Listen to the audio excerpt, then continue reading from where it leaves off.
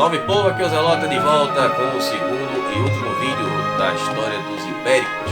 Nesse vídeo vamos continuar vendo alguns pontos a respeito desse povo, como no caso a sua economia, como era a arte, a religião. Também vamos ver como eram os sepultamentos, as cidades, como eram esses assentamentos feitos pelos ibéricos. E por fim vamos ver a Segunda Guerra Púnica, que resultou ali na conquista romana da Península Ibérica, e eles chamavam de Espanha, né?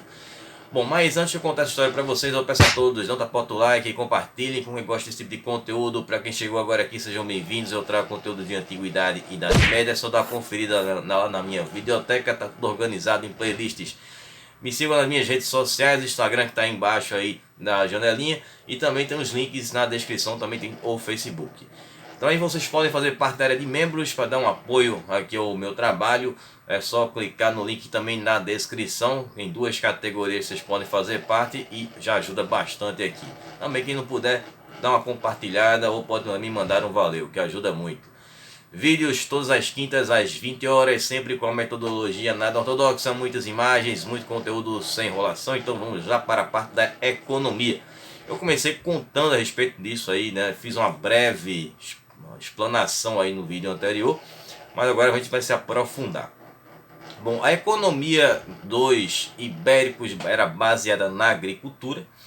E na região onde hoje fica Valência, lá na Espanha, foram encontrados alguns equipamentos que eram utilizados para a agricultura daquela época, né, datada dessa época dos ibéricos. Então a agricultura que era utilizada por eles era uma agricultura chamada de sequeiro, que até como um nome, que até lembra, né, o espanhol, ela é um tipo de agricultura que significa seco, né? Sequeiro é seco. É uma plantação feita em solo firme. Então os produtos que eles plantavam eram cereais, oliveiras e vinha, que eram comercializados na época do século V a.C. E vamos ver também com relação às frutas, eles plantavam maçãs, figo e romã. Bom, então eles faziam comércio ali com os fenícios, que eu mencionei no vídeo anterior, que é quando eles vão ter esses contatos com os fenícios.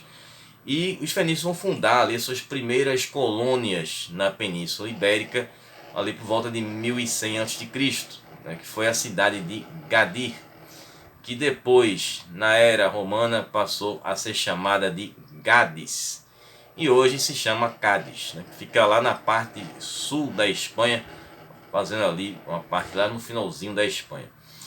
Bom, outras colônias fenícias que também foram fundadas nessa época foram a de Malaca, que hoje é a cidade de Málaga. Também tem a cidade de Sexe, né? Apesar desse nome não tem nenhum sentido aí, certo? Com o sentido atual da coisa.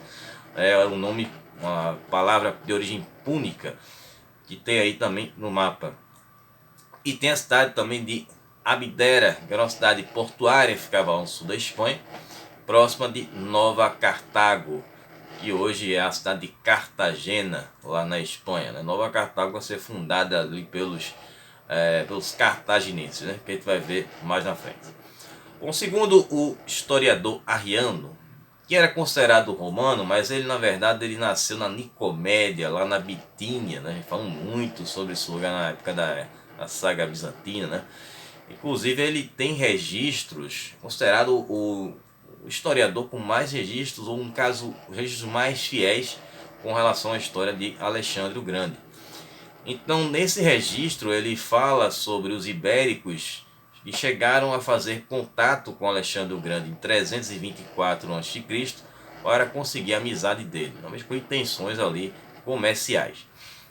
Bom, com relação à arte dos ibéricos, vou dar um destaque aqui com relação às esculturas, e vão ter aquela influência da arte que era bem comum no Mediterrâneo, e vão ter uma certa influência também dos hititas e jônica, até pelo contato que eles tiveram com os gregos, além de outros povos como os cipriotas, que viviam também no Mediterrâneo, mas na parte oriental do Mediterrâneo, e dos etruscos, que ficavam mais pertinho ali, né, na Península Itálica. Então a gente pode encontrar essas influências numa escultura que é conhecida como Urso Porcuna. Vocês podem ver aí na imagem. Bom, outro destaque de uma escultura muito bem feita é a Senhora de Elche, que é a representação de uma mulher cheia de ornamentos que possivelmente representa uma sacerdotisa. No vídeo anterior eu falei sobre a sociedade ibérica e a importância que as sacerdotisas tinham na sociedade. Então dá uma conferida aí no vídeo anterior, beleza? Falando nisso, inclusive, vou fazer uma rápida explicação aqui, que eu fiz a primeira versão do vídeo, então teve uns problemas lá nos tópicos, então tive que corrigir aquilo ali no editor e repostei novamente. Então vou deixar o link aqui em cima do vídeo que está com os tópicos todos corrigidos aí para ficar melhor, para o melhor entendimento de vocês, beleza? Bom, então também vamos ter ali a pintura que era feita em cerâmica. Elas foram encontradas ali, são da época do século 6 a.C. e vão ter características muito semelhantes com as gregas, chegando até a serem confundidas com as cerâmicas gregas, né? Pela forte influência aí que os gregos tiveram nessa formação cultural dos ibéricos. Bom, com relação à religião, ainda existe um grande mistério sobre qual era a religião dos ibéricos. Ainda estão sendo feitos estudos arqueológicos a respeito disso, já que não tinham registros por escritos, nada a respeito disso aí. E o pouco que se sabe é o que foi registrado por historiadores gregos e romanos. E o que se sabe é que eles adoravam alguns animais, como por exemplo touros, lobos, linces e abutres. Então esses animais eles poderiam ser relacionados a divindades, e essas divindades elas faziam a ligação entre o mundo terreno e o mundo espiritual. Pouco se sabe a respeito da representação desses animais é o seguinte: que o touro ele representa a virilidade e a força. Já o lince estaria ligado ao mundo além vida. E os abutres eles carregavam as almas dos guerreiros ibéricos que perdiam sua vida em campo de batalha para o mundo dos deuses. Bom, com relação aos sepultamentos, eu mencionei com vocês aí no vídeo anterior que tinha aquela forma que eram das urnas, né, que eram depositadas as cinzas, porque eles faziam a cremação, os ibéricos, então eles colocavam as cinzas naquelas urnas e elas depositavam nesses vasos, e esses vasos depois eles eram enterrados em túmulos, que eram feitos ali com um monte de terra para marcar o local onde essas pessoas haviam sido sepultadas, no caso as cinzas dessas pessoas haviam sido depositadas. E havia algumas esculturas, e dentre essas esculturas onde foi justamente encontradas ali a Senhora de Elche, e também tem outra escultura que é da Senhora de Baza. Bom, em alguns casos haviam disputas por túmulos, como foi no caso do sepultamento do Viriato. O Viriato, que ele era de uma tribo lusitana, mas ninguém sabe onde realmente ele nasceu, mas ele tinha um abrigo, ficava lá em Valência, onde hoje é Valência, na Espanha, e existe uma certa disputa, inclusive, entre portugueses e espanhóis a respeito da sua nacionalidade, Inclusive muitos portugueses se inscreveram aqui no canal por conta do vídeo que eu fiz do Viriato, que acabou viralizando ali mais de um ano depois que foi feito. Então um abraço aí para os amigos lusitanos, caso portugueses. E também tinham santuários ali que foram feitos pelos ibéricos, como o de Cabeço de Alcalá. É só um exemplo que eu estou colocando aqui, mas haviam outros que eram feitos ali de pedra. Bom, com relação aos assentamentos, haviam 3 tipos de assentamentos que os ibéricos viviam. Tinham os povoados. Esses povoados eles ficavam em áreas planas e não tinham fortificação. Geralmente nessa parte dos povoados é onde era praticada a agricultura. Tinham os recintos fortificados, que eram pequenas estruturas, serviam ali como defesas, eram mais fortes e eram construídas em lugares mais altos. Tática que era utilizada por outros povos, como os bascos, por exemplo. Sempre faço essa referência, que é um dos poucos povos que eu trabalhei aqui no canal da Península Ibérica. Bom, e o outro também exemplo eram as grandes vilas ou opídio, Ali seriam as maiores fortificações, eram cidades fortificadas e ali tinha já uma influência mais celta com relação a essa construção dessas cidades. Então elas eram os grandes centros e controlavam ali uma grande região ou território ibérico, e lá haviam grandes bairros. Então essas cidades ibéricas elas eram sempre construídas em lugares mais altos, e eram fortificadas. Então elas eram construídas em lugares que ficavam em posições estratégicas, onde eles poderiam ter a visão dos inimigos quando se aproximavam. Inclusive haviam torres também nessas cidades. E essas cidades eram feitas, as fortificações eram com muros, né, que eram feitos de pedra e de adobe. Né? Adobe é um tipo de, como se diz a palavra, um tijolo, né, que é um tijolo não cozido. Bom, essas casas também, com relação às casas dos ibéricos, elas eram construídas de uma forma não quadrada, mas uma forma meio retangular. E elas eram construídas uma base de estrutura feita toda de pedra e com esse tijolo, né, que é o adobe. E geralmente ela tinha um andar, né, tinha um pavimento, algumas tinham até 2 andares, no caso 2 pavimentos. Então o telhado era feito ali com estrutura de madeira e por cima era coberto por vegetais, né, fazendo ali o telhado. Né. Bom, a maior região onde viviam os ibéricos era a Oretânia. E inclusive essa região quase que foi desaparecida aí, né? Quase que apagada da história. E principalmente a sua cidade, que não existe mais, né? Nem vestígios dessa cidade existem, que é a cidade de Cástulo, que no ibérico significa castilho, né? Castilho, já se aproximando muito aí no caso do espanhol, né? Atual, que traduzindo para o português significa castelo. Bom, agora para concluir aqui eu vou falar sobre a Segunda Guerra Púnica e a conquista romana.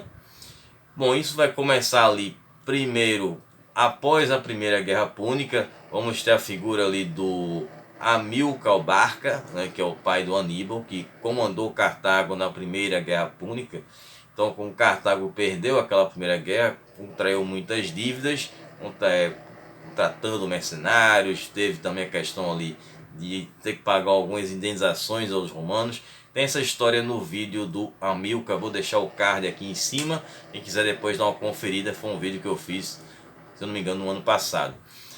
Bom, então o Hamilcar ele começou uma campanha para conquistar a Península Ibérica. Então ele vai começar por Cádiz, né, que é aquela cidade que eu já mencionei, como se chamava antes, né, que era Gades.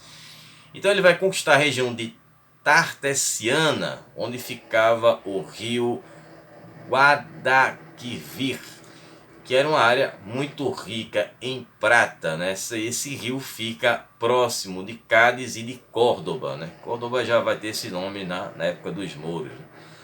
Bom, e depois que o Hamilcar faleceu, quem assume o lugar dele era o Asdrúbal o Belo, e para não confundir com Asdrúbal, filho do Hamilcar, né? Irmão do Aníbal, no caso. Então o Asdrúbal Belo era genro dele e vai assumir, e por conta do que os filhos do Hamilcar ainda eram muito jovens para comandar os exércitos. Então o Asdrúbal o Belo ele continua a campanha e ele fundou a cidade de Carthage, que vai ficar conhecida depois como Nova Cartago, no caso, traduzindo o nome, né, do púnico para a nossa língua seria Nova Cartago, que depois vai ter seu nome alterado para Cartagena. E aí ele estendeu o poder de Cartago até a margem sul do rio Ebro. Aí o Asdrúbal depois ele é despachado para o mundo além-vida em 221 a.C. E aí o Aníbal Barca assume o seu lugar de direito, né, que é o lugar do pai dele, e vai comandar as forças cartaginesas, fazendo a campanha de 2 anos, derrotando os ibéricos no sul do rio Ebro. Nessa primeira campanha, o Aníbal vai derrotar algumas tribos ibéricas, que foram os Orcades, os Vácios e os Carpetanos.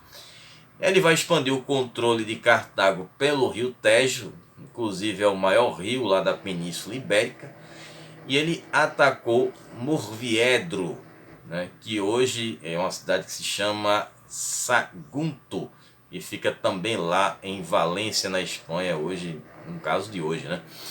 E essa cidade ela era aliada dos romanos, né? Que aí vai ser o estopim para o início da Segunda Guerra Púnica. Bom, a Península Ibérica vai servir aí como cenário para essas primeiras batalhas da Segunda Guerra Púnica. Então vamos ter ali os selbíteros e os ibéricos, que vão se dividir em apoiar os romanos e os cartagineses. Mas a maioria apoiou Cartago, até porque Cartago já tinha muitas províncias por lá, montado cidades, e tinha controle ali com relação a essas tribos. Bom, então Roma vai enviar 2 comandantes para enfrentar Aníbal, e foram o Quineu Cornélio Cipião Calvo e o Públio Cornélio Cipião, que inclusive foi cônsul romano em 218 a.C. E eles foram com a missão de conquistar a Península Ibérica de Cartago, os territórios de Cartago lá na Península Ibérica. Inclusive eles até eram irmãos. O Quineu ele conseguiu derrotar a tribo ibérica dos Legertes, lá no norte do rio Ebro, e era uma tribo aliada de Cartago. Ele foi o início desses ataques. Depois ele conquistou o forte de Terraco, e assim era chamado na época. Hoje é uma cidade conhecida como Tarragona, inclusive uma cidade lá na Espanha que tem muitas fortificações romanas, ainda tem muita coisa daquela época muito bem conservada. E lá ele destruiu a frota cartaginesa. Bom, depois com a chegada do Públio Cipião, a cidade de Terraco foi fortificada. E em 211 a.C., os irmãos Cipião derrotaram as forças cartaginesas e aliados deles lá no sul do rio Ebro, região que Cartago tinha dominado. Bom, a campanha do Aníbal, né? Então, durante a batalha, o Públio perdeu a vida e depois o Quineu também foi eliminado, despachado para o mundo além vida quando ele estava batendo em retirada. A situação vai mudar em favor de Roma quando os romanos mandam para lá Públio Cornélio Cipião Africano em 210 a.C. O Cipião atacou a cidade de Cartago Nova. Ele vai conseguir não só conquistar a cidade, como também derrota o Asdrúbal Barca, que era o irmão do Aníbal. Isso foi na Batalha de Pécula, que durou entre 209 e 208 a.C.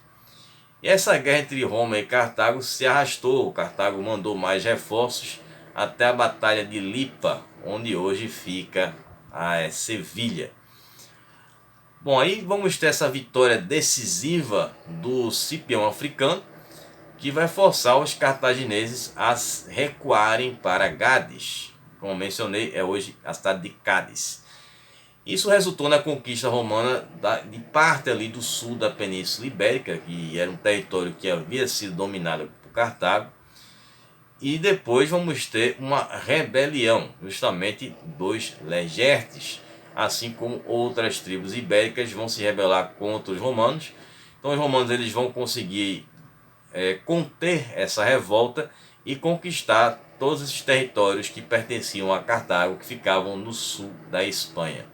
Após a derrota cartaginesa, os territórios agora pertenciam aos romanos. Então os romanos pegaram esses territórios e dividiram em 2 províncias, que foram a Hispânia Ulterior e a Hispânia Citerior. Vocês podem ver aí no mapa. Quando chegou no ano de 197 a.C., as tribos ibéricas se rebelaram na Hispânia Citerior e essa revolta foi controlada pelos romanos, que mantiveram o seu controle. Além disso, eles vão seguir com as suas conquistas na Península Ibérica, onde eles depois vão enfrentar os lusitanos na conquista da Lusitânia. A Lusitânia que foi bravamente ali defendida pelo Viriato, e a região da Selbitéria, que era o território dos selbíteros. Bom, a campanha contra os lusitanos foi uma campanha muito longa, muito difícil. Inclusive os romanos sofreram muitas baixas. Viriato comandou brilhantemente ali os lusitanos contra os romanos e só foi derrotado porque o Cipião Africano foi um corrupto, Ele conseguiu corromper ali dois comandantes muito próximos do Viriato, e com isso eles eliminaram o Viriato e levaram ali o corpo até o Cipião. Bom, foi uma grande de uma traição, né? Viriato é um herói, inclusive para os portugueses. E, inclusive tem vídeo dele aqui no canal, como eu já mencionei, né? Eu já sei, acho que eu já deixei card aqui, se eu não coloquei, eu vou colocar de novo, enfim. Bom, então vamos ter a continuação das campanhas romanas pela Península Ibérica, que vão durar até o ano de 16 a.C., já na época do Império Romano. Quando as rebeliões dos catâmbrios foi abafada, né? Os catâmbrios já ficavam mais ali próximo do norte da Espanha. E aí vamos ter a conquista romana da Península Ibérica. Não em sua totalidade, né? Mas em boa parte ali da Península Ibérica foi conquistada pelos romanos. Bom, espero que vocês tenham gostado desse conteúdo, que vocês tenham entendido. A próxima enquete eu devo fazer novamente um outro remake. Eu vou dar uma olhada ali em outras civilizações da antiguidade que eu já trabalhei anteriormente no canal. E depois, mais na frente, eu vou trazer outra enquete com alguma coisa inédita, beleza? Bom, então quem não assistiu o primeiro vídeo ou já viu, peço que vocês assistam novamente aquele primeiro vídeo, porque a primeira versão que saiu eu vou ocultá-la, vou tirá-la do ar, certo? Para ficar a versão correta ali, com os tópicozinhos lá todos corretos, para não dificultar aí, para depois o pessoal que assistir depois, né? Ficou bagunçado, uma coisa por cima da outra, enfim, depois que eu postei que eu vi aquilo ali, foi complicado. Bom, enfim, então a gente se vê agora na próxima semana. E o pessoal que é da área de membros aí do acampamento Zelota, mais uma vez lembrando, o pessoal aí que não faz parte, quiser ajudar o canal e assistir aí conteúdos inéditos e complementares de vídeos aqui do canal, eu vou falar como os ibéricos lutavam, seus estilos de combates e as armas que eles usavam, beleza? Então a gente se vê agora na próxima semana. Um abraço do Zelota, até lá, falou pessoal.